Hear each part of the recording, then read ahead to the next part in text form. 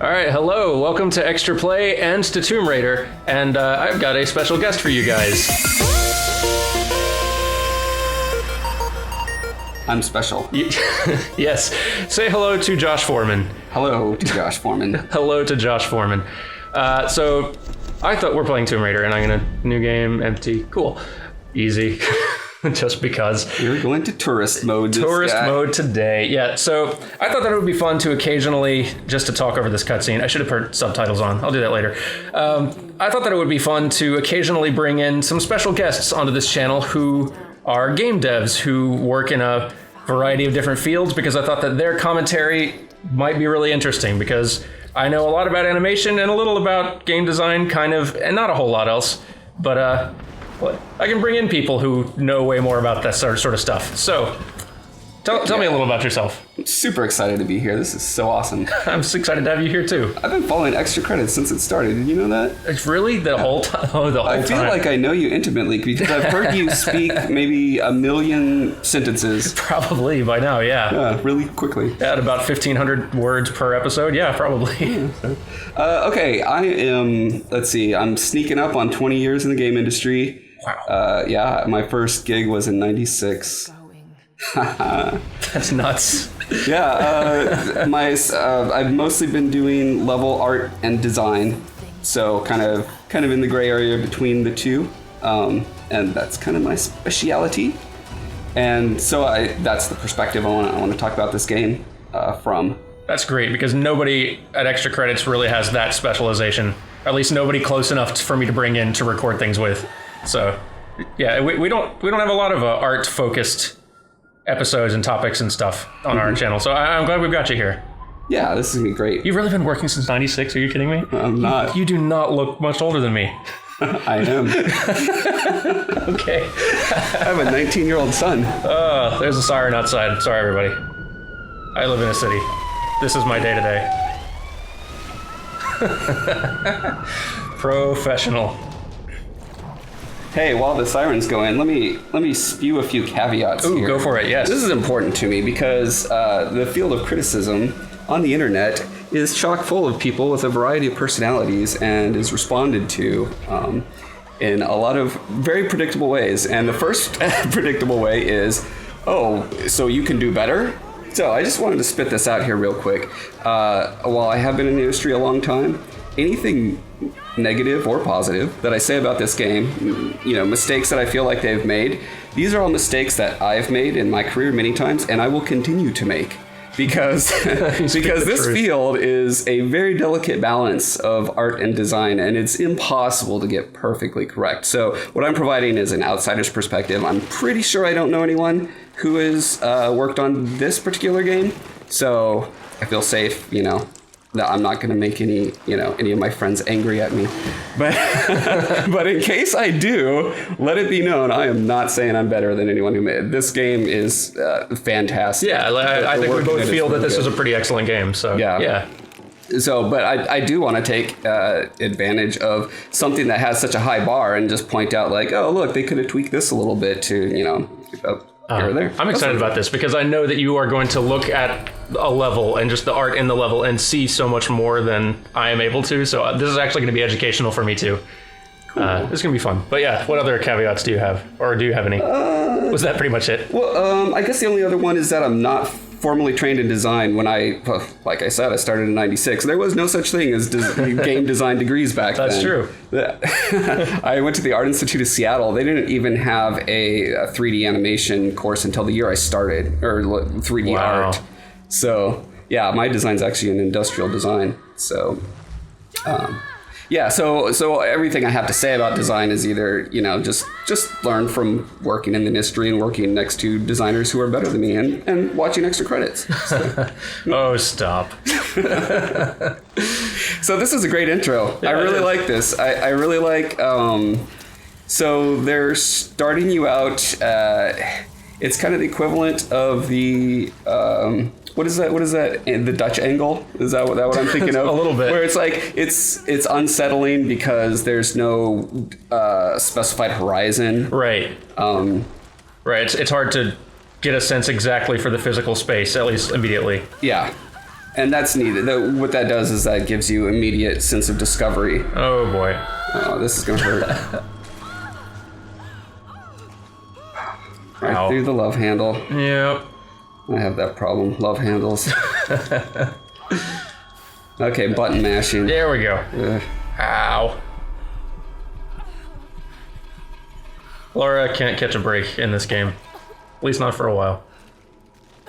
I'm impressed. I have not actually seen the definitive edition version of this, but it's rather nice looking. It is. Oh God. So, in a broader general sense, so like you describe yourself sort of as a level art, like sort of somewhere between art and design. Yeah. Like, so functionally, like, what does that mean? Like in a day-to-day, like, what sort of, like, what are you doing? Right. So every company that I worked at 5 or 6 different game companies, and they all kind of divide the responsibilities. Put the subtitles on. Go ahead. They divide them up differently. And in some companies, it's very rigid, where a designer, capital D, will go in and gray box a level, or they'll make diagrams or whatever. And then it's like, chunk, that piece is handed off to a level artist. And then the artist will make those gray boxes look pretty. And then other companies, it's a lot more fluid, a lot more gray area. And where I work now, it's one of those where I have an opportunity to do a lot of on both sides of that. Okay, cool. Where the art really does influence the design more than in a lot of companies where it's a lot more systematic approach to it. Let's say. Nice. I feel like.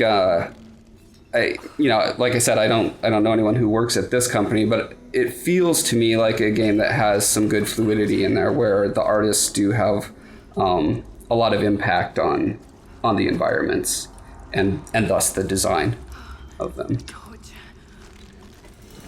So here you're learning some very basic things, like all games nowadays. You've got your basic tutorial-ish level where there's not much pressure. There's no time pressure. This is where you're learning the personality of the design. So you're seeing there's a jumble of junk, and it turns out I could burn it. And ideally, you would know that simply by looking at it. You wouldn't need a button prompt to come up. The button prompt is still good to have, but as an artist, I'm thinking to myself, what makes this pile of props look more burnable than everything else around them? Nice. And I'm also learning that the water walls basically are kind of, in terms of puzzle design, walking through water puts out the torch and needs a place to reignite it. Nice. Yep. So because this game is so graphically dense and rich, it had to have been a super challenge for the level artists to just like I said, make one thing look more destroyable or burnable than the other. And there's varying degrees of success in this game. Because you're striking a balance between verisimilitude of the environment, which is like, why is this shelf here? Why are these bottles and skulls and boxes and stuff? And you're trying to make things consistent. There's a visual language that you're striking. So this is great. They put cloth here, right? And so anywhere there's cloth, you learn I can burn that cloth. Very nice. How difficult is it I imagine it's incredibly difficult actually to strike the balance between what look like creating a space that looks real and lived in and has all of the detail and clutter and all that you would expect versus creating clarity in terms of level layout and being able to navigate the space and hello. Better mash some buttons. Mash the buttons. Okay. Yeah, super tricky, and that's honestly, I think, what takes up most of the development time from a level art perspective is finding that balance and like a lot of back and forth defining and your testing. visual language. Yeah, because I guarantee you, every one of these props, this beam with what were those little white guys in the water called? Whatever those things are. Those, oh gosh. That's gonna bother me. How many times have I cut my foot on one of those and now I can't remember what they're called? Anyway, one of those things. All of those props have been gone through several iterations. I love the way that the fire's spreading on the ceiling. Yeah. It's really lovely animation work going on in this too, and like contextual animation work as well. She'll be stopping to look at walls, like when, even if I'm facing in a direction, she will turn her kind of upper torso a little bit to look at something that is more interesting or detailed, which is really nice touch. Yeah, that's really is a great example of a game studio that has their teams communicating well, because when a level artist makes an environment like this and they want strong central focuses, the designer first of all says, okay, here's the mechanic, here's how I want you to get out of this room. Then the level artist has to say, okay, how do I reinforce that? And then, like you're saying, the animator or the whatever procedural system there is where they place nodes and say, hey, Laura, look in this direction when you hit this tripwire. All of those things working in concert are what brings out that level of polish that's rare in games. But it's what these many millions of dollar games can accomplish that smaller games can't do. So building this is functionally a tutorial level, this whole intro space. Is this something that you would expect to be built near the beginning of the game or closer to the end? Generally in development, you aim to do the first experience that you have in the game about last, at least 3/4 of the way through, when you really understand your systems, when you've got your visual language established well, like that little pulse that you do that shows the interactable items. I would guess that particular code didn't come in until at least halfway through the game. Yeah, it's kind of to solve a problem. Like, we're having a really hard time communicating what you can mess with, and players are getting stuck a lot of the time. We need to implement a function that helps them find the stuff. Exactly. Yeah. And so, in a way, it's it's a lot of back and forth between, and that solves one of the problems that you brought up first, which was how do you strike that balance between making a realistic environment and one that is also a system that you interact with, and there's a mechanic underlying it and there's a puzzle there. Okay. And so that is a solution, is giving Laura this sort of sixth sense. It's a very gamey thing, but it gets the job done. Sure. Speaking of puzzles, I still need to solve this one. Yeah, I seem to remember being stuck on this one for long enough to feel embarrassed when I saw it. I think I'm gathering boxes and putting them in here. Oh, I'm setting them on fire. Cool. Okay. And then I'm trying to push them forward. Yes. Burning boxes. Down here. Set something. Oh, that's unsafe. Did it though.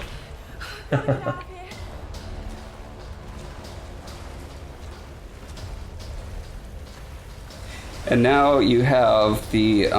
I feel like the camera's a little bit different. You've got your music cue. So it's very clearly communicated. Okay, now it's time for action. You've had your little tutorial.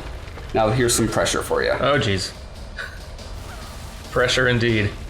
Okay, and keep running. There's some more language about what you can smash through as you're sliding down the slope. As there will be several slope sliding vignettes throughout the game. They're pretty good about, obviously that keeping the camera behind you helps to kind of, mash. Ow. Ouch. Okay. That's gotta hurt. I lose. Good thing I put it on easy. Yeah. For all the good it did. Can I use this opportunity to beg all developers everywhere, make your QuickTime events super, super easy when people put it on easy mode. Yeah. I cannot tell you how many games, I'm like, I really don't have time to do the full experience. I realize I'm sacrificing some amount of experience, but as a game developer, I want to see what's going on in this game, so let me just put it on easy and go, and then I'm stuck on button mashing, and I go grab my little brother and say, I can't beat Odin or whatever on God of War 3. Can you just come in and beat it for me? Yeah, or at the very least make them way more generous at the beginning of the game with the amount of time, because every game, like even every game with quick time events has their own kind of language and system. Like God of War's tends to be like whatever button you're pressing is usually the kind of button that you'd be using to do something similar. Like if you're going to be pressing the button in the QuickTime sequence to jump, it'll be the X button, which is always jump. So, but you have to kind of learn that over time and become familiar with it. Here, like I could tell a quick time event button was coming up, but I had no idea what button they were going to throw at me. So, good job, Laura.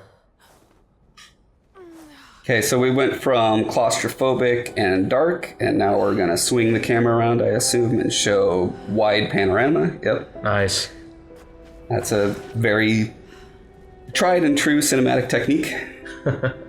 And even in games where they don't steal control away from you in times like this, you know, as a level designer, you're still taking that kind of pacing into account.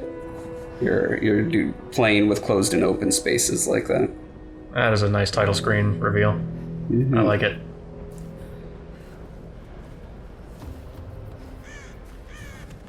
So here's where we start getting into the tricky area of what is walkable area and what is not, and how is that area defined visually. I mean, a lot of it you figure out by just, you know, you're pushing the stick and she stops walking in that direction.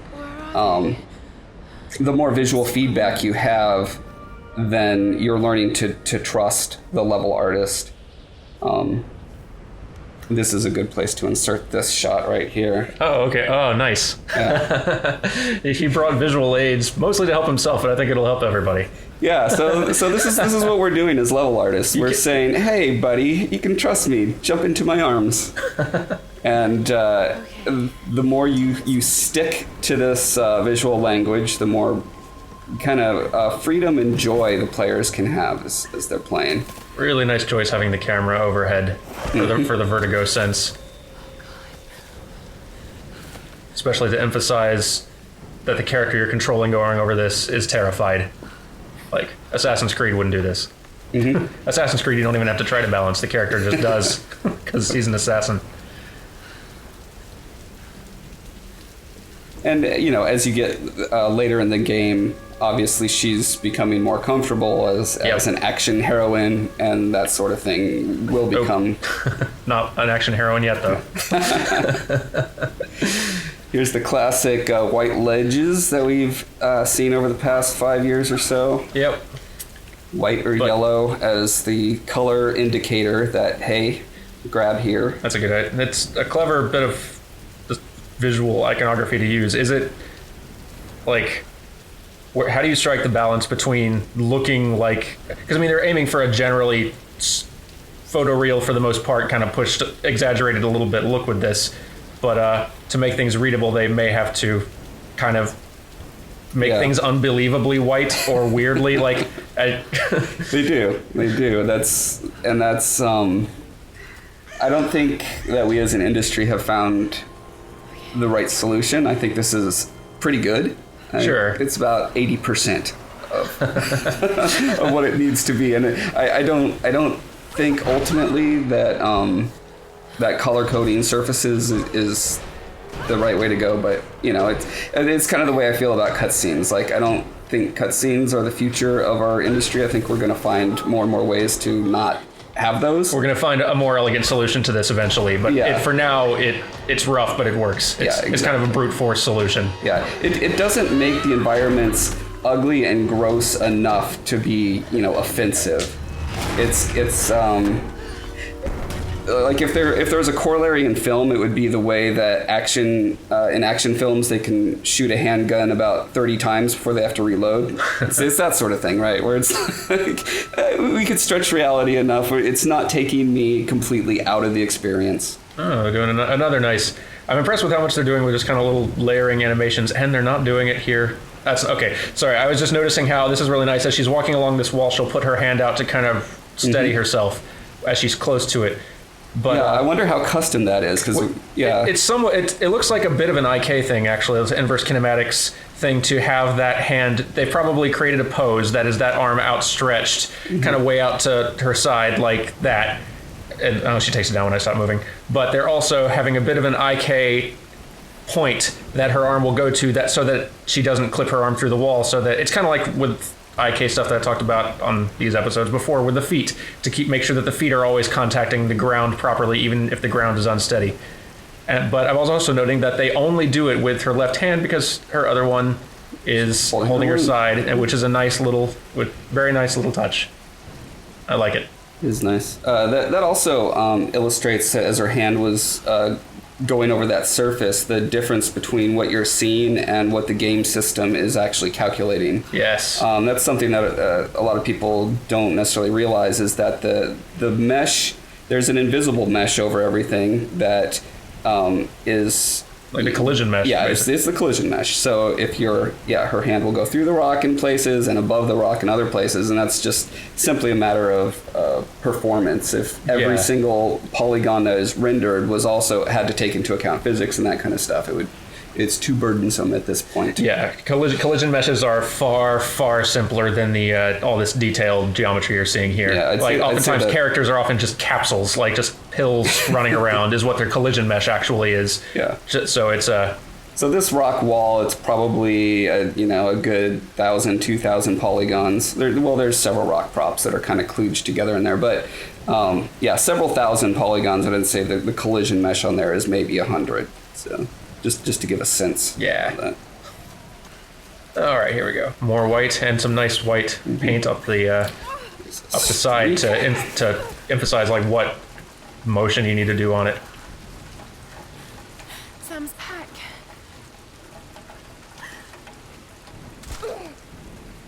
Now this area, I'm surprised the way it's lit. It's very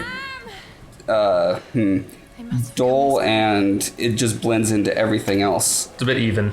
Yeah, like, or would you expect more of a highlight kind of on the spot that they're wanting to draw your eye to? Yeah, I mean that's probably a stylistic decision on their part. So there's a lot of fake lighting that goes on in games. Well, just like in movies as well. A lot of it in games, though. Most of it is really fake in games. Yeah, so stuff you want to highlight, you can put anywhere from subtle to over-the-top point lights, and that's just like as if you had a light bulb that could just float in the middle of the air and is invisible, and it casts whatever light you want. I guess that's why they have the big white, bright cloth and kind of bright colored stuff. Now that I'm saying it, I may not have done it myself, because the brighter this environment would be, the less those items would stick out. So that makes sense. Oop. Okay. The Nathan Drake is strong in this one. All right, this will actually do really well for the first episode. We will be back with some more of this, because I'm having a blast with this, actually, and I'm learning a lot. So we'll be back tomorrow. I don't know. We'll be back later this week with another one of these episodes. So at a mysterious time. Bye. Yeah.